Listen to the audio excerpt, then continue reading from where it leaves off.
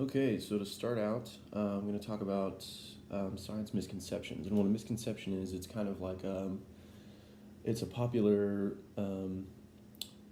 belief about something that is incorrect. It's kind of like a myth. Um, and so, two examples that I had noticed was the flat Earth theory. That's a big misconception, especially in pop culture. And also one that we got in our classroom in practicum was that the moon is a planet, and that's definitely a misconception as well. Um, as a teacher, how to leverage those, I think what you do is you incorporate them and bring them into your lesson or the concept, and you use it to explain why it's wrong, um, to clarify what is true and what is false, and what is what exactly makes it incorrect. Just using it to identify the difference of what is right and what is not. Um, okay, moving on to progression of the standards. So progression of the standards, pretty much what it is it's kind of like a quick, not a quick, maybe like an endpoint summarization for kind of like the core skill or ideas that you're learning in each grade.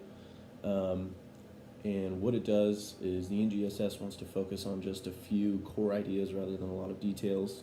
And it wants to focus on developing your knowledge and revising it and making sure that you're developing um, those core ideas. Instead of having so many different science things, you just have a few core ideas that you're building off of.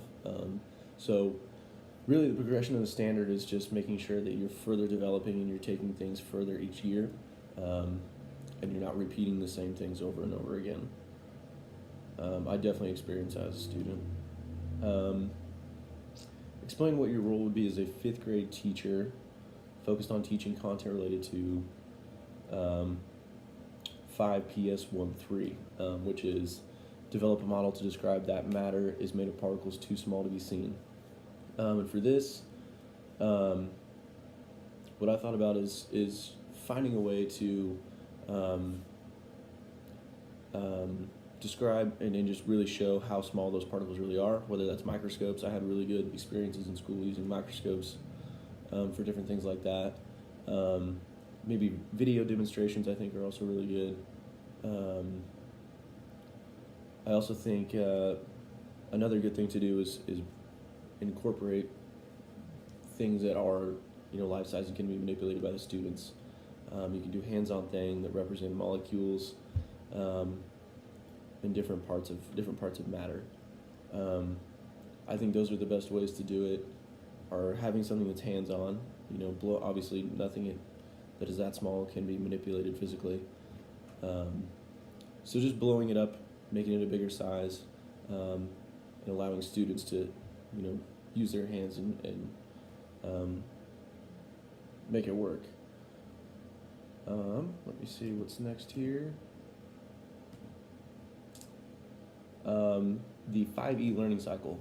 Um, so the first stage is the engage phase. For the engage, that's kind of hooking your learners, your students, tapping into their prior knowledge. That can be used with like a prompt, a video, a discussion topic, any of those. But the outcome of the engage phase is to um, get those learners hooked and tap into their prior knowledge. The next phase is the explore phase. That's when the students are, they have the problem, and they're given materials or guidelines, and they just kind of have free reign to try to solve the problem.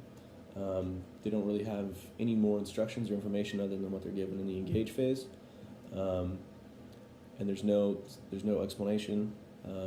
It's just them thinking creatively, trying to solve whatever the issue is.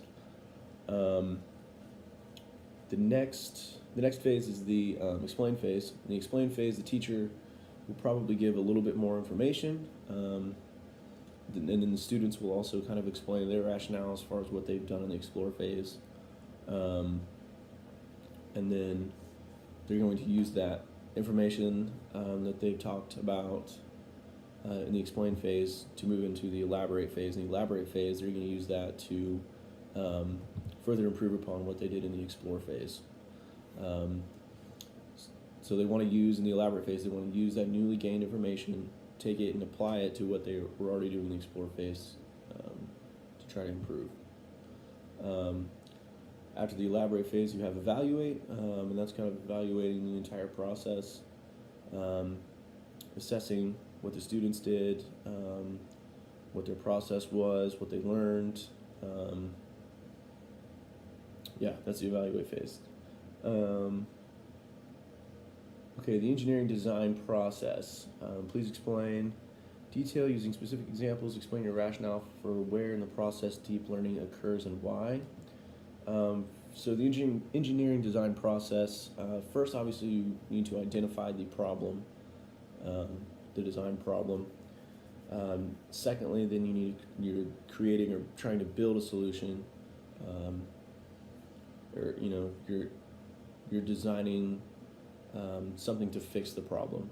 And then after that, you move into just improving upon your designed solution in order to, make what you already have done better.